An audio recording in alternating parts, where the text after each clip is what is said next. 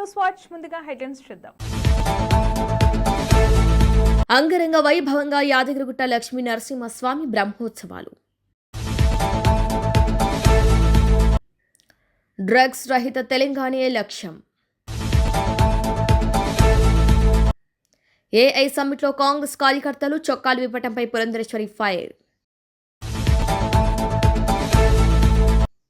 ఎల్బీనగర్ చట్నీస్ హోటల్లో భారీ పేలుడు. గూగుల్ ఏఐ హబ్కు వచ్చే నెలలో శంకుస్థాపన.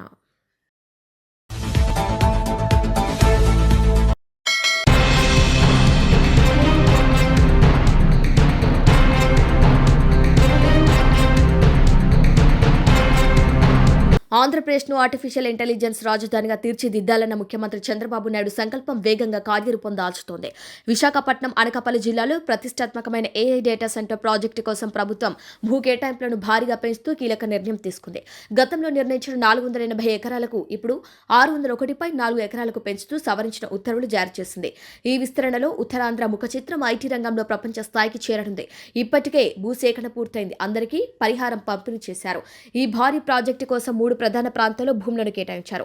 అత్యధికంగా తర్లువాడలో 266.6 ఎకరాలు, అడవివరం మూడసర్లోవ పరిధిలో 160 ఎకరాలు, అలాగే అనకాపల్లి జిల్లా రాంబిలిలో 174.8 ఎకరాలకు ప్రభుత్వం కేటాయించింది. రైడ్ అండ్ ఇన్ఫోటెక్ తరపున భూ సంబంధిత వ్యవహారాలకు పర్యవేక్షించే భాగస్వామ్య సంస్థ అయిన ఆదాని ఇన్ఫ్రా లిమిటెడ్కు ఈ భూములను అప్పగించారు. ఈ కేటాయింపుల ద్వారా డేటా సెంటర్ ఏర్పాటుకు అవసరమైన మౌలిక సదుపాయాల కల్పన వేగవంతం కానుంది.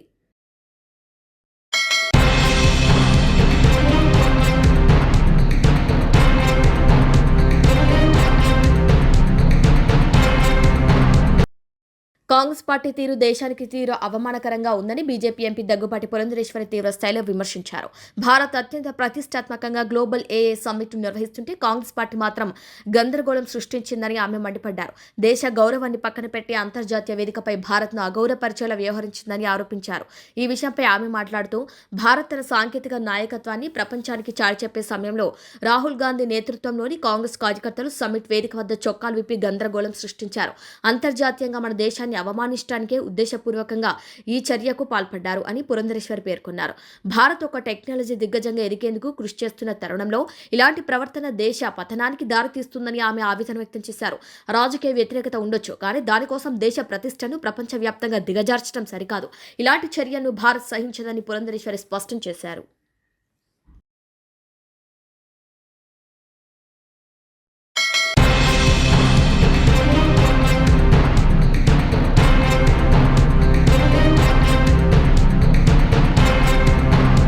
యాదాద్రి భువనగిరి జిల్లాలో భూదాన్ పోచంపల్లి మండలం దోతిగూడెం గ్రామ పరిధిలో ఉన్న విజయసాయి ఫార్మా కెమికల్ కంపెనీలో అగ్ని ప్రమాదం సంభవించింది.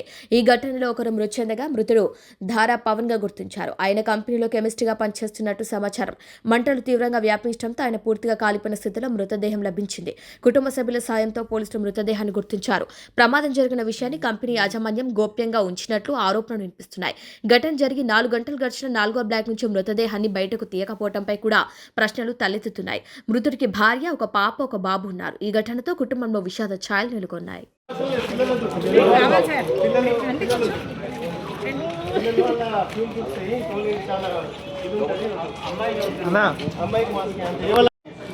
ఇవన్నీ మిథనాల్ ట్యాంకుల్లో ఉన్నాయి సార్. ఈ దమ్మలన్నీ దమ్ములు బ్యాచ్లు పెడుతున్నారు. అంటే బ్యాచ్ ట్యాంకులో నుంచి కొన్ని లిమిట్లు ఉంటాయి కదా సార్, అవి రావడం శీఘ్రంలో ఉంటుంది సార్.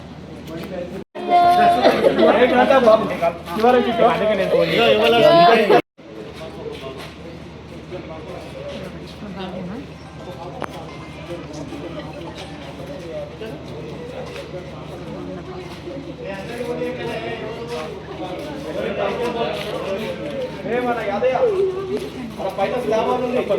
యాదయ్య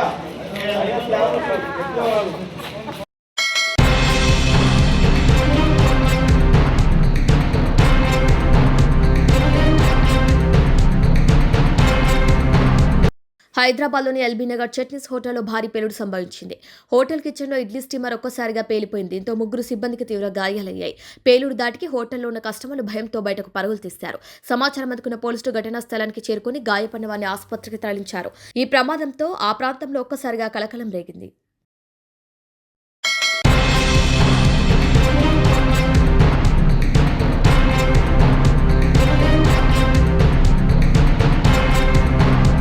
మాదక ద్రవ్యాల మహమ్మారిని రాష్ట్ర సరిహద్దుల వరకు తరిమికొట్టి తెలంగాణను డ్రగ్స్ రహిత రాష్ట్రంగా తీర్చిదిద్దటమే ప్రభుత్వ లక్ష్యమని ప్రొహిబిషన్ అండ్ ఎక్సైజ్ శాఖ మంత్రి జూపల్లి కృష్ణారావు స్పష్టం చేశారు. Telangana prohibition and excise executive officers association రూపొందించిన డైరీ క్యాలెండర్లను శుక్రవారం రవీంద్ర భారతిలో మంత్రి జూపల్లి ఆవిష్కరించారు. ఈ సందర్భంగా జూపల్లి మాట్లాడుతూ డ్రగ్స్ వల్ల కలిగే సామాజిక అనర్థాలపై ఆందోళన వ్యక్తం చేశారు. మత్తుకొరలో చిక్కి ఎంతో మంది యువత భవిష్యత్తు నాశనమవుతోంది. ఎన్నో కుటుంబాలు చితికిపోతున్నాయి. తల్లిదండ్రుల ఆశలు అడియాసలవుతున్నాయి. ఇలాంటి అరాచక శక్తులను సమాజం నుంచి ఏరిపారేయాలి. డ్రగ్స్ ఫ్రీ తెలంగాణ మన లక్ష్యం కావాలని స్పష్టం చేశారు. విధి నిర్వహణలో ప్రాణాలను పణంగా పెట్టి గంజాయి ముఠాను అడ్డుకునే క్రమంలో కానిస్టేబుల్ సౌమ్య మృతి చెందడం దురదృష్టకరమని మంత్రి పేర్కొన్నారు. ఆమె కుటుంబానికి ప్రభుత్వం అన్ని విధాలా అండగా నిలుస్తుందని అన్నారు. ప్రభుత్వం తక్షణమే స్పందించి ₹1 కోటి ఆర్థిక సహాయాన్ని అందించిందని గుర్తు చేశారు. స్మగ్లర్ల ఆగడాలను అరికట్టడంతో పాటు అధికారుల ఆత్మరక్షణ కోసం ఎక్సైజ్ శాఖకు ఆయుధాలు ఇచ్చే అంశం ప్రస్తుతం ప్రభుత్వ పరిశీలనలో ఉంది. వారికి అవసరమైన శిక్షణ ఇచ్చి ఆయుధాలను అప్పగిస్తామని జూపల్లి ప్రకటించారు. అక్రమ మద్యం నియంత్రణ, మాదక ద్రవ్యాల నిర్మూలనకు అంకిత భావంతో పనిచేస్తున్న అధికారులను ఈ సందర్భంగా మంత్రి జూపల్లి అభినందించారు. రాష్ట్రంలో మాదక ద్రవ్యాల కట్టడికి అధికారులు తమ శక్తి వంచన లేకుండా కృషి చేయాలని, ఈ పోరాటంలో ప్రభుత్వం ఎల్లప్పుడూ అధికారుల వెంటే ఉంటుందని, అవసరమైతే వనరులు కల్పిస్తుందని భరోసా ఇచ్చారు. ఎక్సైజ్ శాఖ అధికారులు సిబ్బంది సమస్యల పరిష్కారానికి కృషి చేస్తారని, తన సహాయ సహకారాలు ఎల్లప్పుడూ ఉంటాయని చెప్పారు. ఈ కార్యక్రమంలో ఎక్సైజ్ శాఖ అదనపు Syed Yasin Qureshi, excise academy director Suresh Rathod, joint commissioner G Anjan Rao, deputy commissioner J Harikishan, prohibition and excise executive officers association అధ్యక్షులు సూర్యకృష్ణ, జనరల్ సెక్రటరీ చిరంజీవి తదితరులు పాల్గొన్నారు. కమిట్మెంట్ మీరు అభినందిస్తూ దురదృష్టవశాత్తు మరి ఆ సంఘటన జరిగింది. అందుకే స్పందించి ప్రభుత్వం మరి అందులో అంటే ఆ యొక్క కాన్ఫిడెన్స్ ఇన్ఫ్యూజ్ చేయాలి. ఎవరైనా అటువంటి సంఘటనలో మరి ప్రాణాలు కోల్పోయినప్పుడు ప్రభుత్వం ఆ కుటుంబానికి అన్ని రకాల అండదండలు ఉంటుందని తెలియజెప్పడం కోసమే ఆనాడు ఆ కుటుంబాన్ని కూడా ఆదుకునే కార్యక్రమం చేయడం జరిగింది. డిలే కాకుండా ఆ యొక్క చెక్ను కూడా ఇమీడియట్గా అందించే కార్యక్రమం చేయడం జరిగింది. ఎందుకంటే బాధ్యత మీరెట్లయితే ప్రాణాలకు తెగించి అంకిత భావంతో పనిచేస్తూ ఉన్నప్పుడు ప్రభుత్వం కూడా అదే ప్రపోజల్ స్పందించాలి. కాబట్టి అందులో మా గొప్పతనం ఏమీ లేదు, మా బాధ్యతగా గుర్తించి చేసే కార్యక్రమం జరిగింది. అట్లాగే ఇతర సమస్యలు మీ యొక్క అసోసియేషన్ సంబంధించినటువంటి వివిధ రకాల సమస్యలు ఏవైతే ఉన్నాయో అది విత్ ఫైనాన్షియల్ కమిట్మెంట్ కావచ్చు, వితౌట్ ఫైనాన్షియల్ పరిష్కారానికి ప్రభుత్వం అంకిత భావంతో పనిచేసి మీ సమస్యల పరిష్కారం తప్పకుండా నా వంతు సహాయ సహకారం ఉంటాయని చెప్పని మరొకసారి మీ అందరు కూడా తెలియజేసుకుంటూ ఇట్లాగే రాష్ట్ర ప్రభుత్వం ముఖ్యంగా ఈ సందర్భంలో నా రిక్వెస్ట్ మీదతో కూడా ఈ యొక్క డ్రగ్స్ను రకరకాల ఎందుకంటే ఈ యొక్క డ్రగ్స్ బారిన పడి చాలా కుటుంబాలు పూర్తిగా ధ్వంసం అయిపోయి చితికిపోయే పరిస్థితి వస్తూ ఉంది. అందుకే మీకు ఈ యొక్క డ్రగ్స్ను ఏరివేసే దాంట్లో మీకు ఏమేం కావాలో ఇంటెలిజెన్స్ రిపోర్ట్స్ కావచ్చు, ఇతర సమాచారం కావచ్చు, అందుకే ఆ రోజు నేను ఈ ఇన్సిడెంట్ జరగక ముందుకే ఒక సమీక్షలో probably almost I think more than 9 months back ఒక సమీక్షలో ఎందుకు మీకు వెపన్స్ ఇవ్వడం లేదు, వెపన్స్ ఇవ్వాలని చెప్పని దాని తక్షణమే ఆ ఫైల్ కూడా ప్రాసెస్ చేసి పంపని చెప్పడం జరిగింది. ఆ రోజునే ఆ ఫైల్ రాగానే 100% మీకు అందరికీ కూడా ఎట్లయితే, ఎందుకంటే question of safety and security పనిలో చేస్తున్నప్పుడు ఆ సేఫ్టీ సెక్యూరిటీ ఇంపార్టెంట్. కాబట్టి ఎట్లయితే పోలీస్ డిపార్ట్మెంట్కి ఆయుధాలు ఉన్నాయో మీ అందరూ కూడా ఆయుధాలు ఇచ్చే కార్యక్రమం చేసి ఇటువంటి సంఘటనలు పునరావృతం కాకుండా కోసం ఇటువంటి సమాచారం వచ్చినప్పుడు ఒకరు కాకుండా 10 మంది వెపన్స్తో కలిసి వెళ్ళేటువంటి కార్యక్రమం జరగాలి. కాబట్టి మీకు వీళ్ళ త్వరలో ఆ వెపన్స్ కూడా ఇప్పించే కార్యక్రమం చేసి మళ్ళీ మీకు ట్రైనింగ్ కూడా ఇచ్చేటువంటి కార్యక్రమం చేసి ఈ యొక్క డ్రగ్స్ మహమ్మారిని రాష్ట్ర పొలిమేరు నుంచి తరిమేసే కార్యక్రమం జరగాల.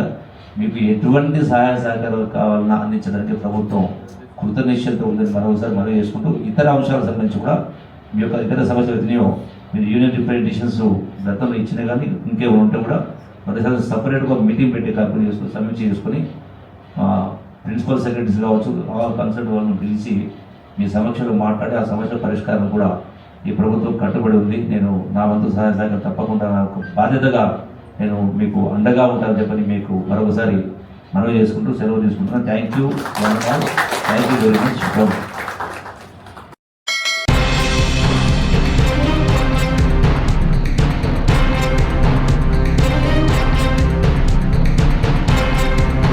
యాదగిరిగుట్ట లక్ష్మీ నరసింహస్వామి బ్రహ్మోత్సవాలు అంగరంగ వైభవంగా జరుగుతున్నాయి. 3వ రోజు బ్రహ్మోత్సవాల్లో భాగంగా రాత్రి బంగారు శేష వాహన సేవపై భక్తులకు దర్శనమిచ్చాడు యాదగిరీశుడు.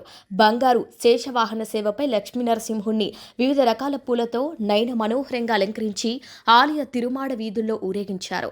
ఆలయ అర్చకులు వేద మంత్రాలు, మంగళ వాయిద్యాలు, పారాయణాలు నడుమ ఘనంగా స్వామివారి సేవ నిర్వహించారు. ఆలయ తూర్పు గోపురం ముందు స్వర్ణశేష వాహన సేవను అధిష్ఠింపజేసి మంత్రోచ్చరణలతో పూజలు నిర్వహించి శేషవాహన సేవ విశిష్టతను భక్తులకు తెలియజేశారు ఆలయ అర్చకులు.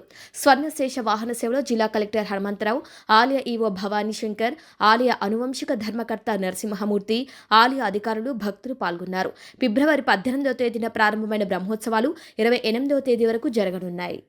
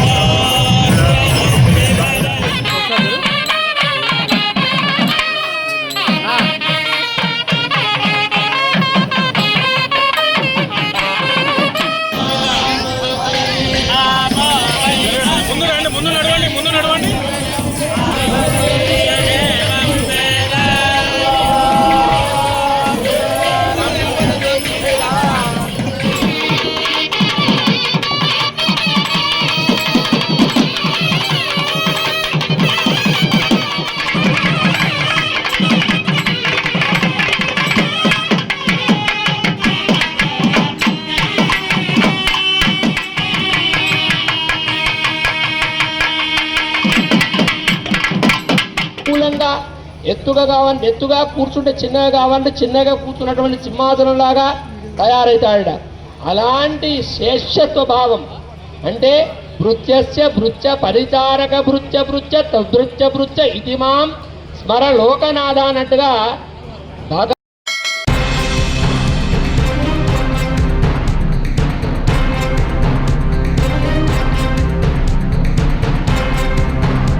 తెలంగాణ సరిహద్దు కర్రెగుట్టల అటవీ ప్రాంతంలో ల్యాండ్ మైన్ పేలటంతో 39వ బెటాలియన్కు చెందిన జవాన్ నవదీప్ తీవ్రంగా గాయపడ్డారు. జెల్లా పామునూరు మార్గంలో సెర్చ్ ఆపరేషన్ చేస్తుండగా ఈ ఘటన జరిగినట్టు తెలుస్తుంది. వెంటనే అధికారులు ఆర్మీ చాపర్ ద్వారా వరంగల్ ఆసుపత్రికి తరలించారు. కాగా నేడు ఉదయం నుంచి 11 ఐఈడీలను గుర్తించి బీడీఎస్ బృందాలు నిర్వీర్యం చేశాయని సమాచారం.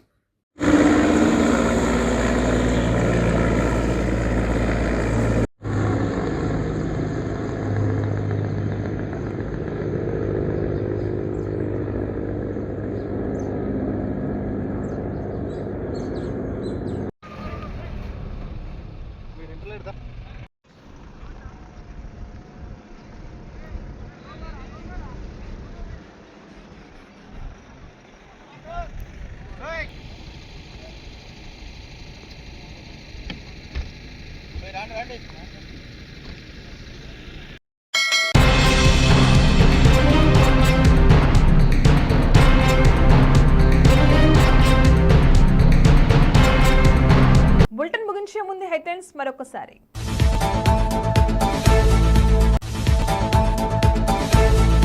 అంగరంగ వైభవంగా యాదగిరిగుట్ట లక్ష్మీ నరసింహస్వామి బ్రహ్మోత్సవాలు. డ్రగ్స్ రహిత తెలంగాణే లక్ష్యం. ఏఐ సమ్మిట్లో కాంగ్రెస్ కార్యకర్తలు చొక్కాలు విప్పటంపై పురంధరేశ్వరి ఫైర్. ఎల్బీనగర్ చట్నీస్ హోటల్లో భారీ పేలుడు. గూగుల్ ఏఐ హబ్కు వచ్చే నెలలో శంకుస్థాపన.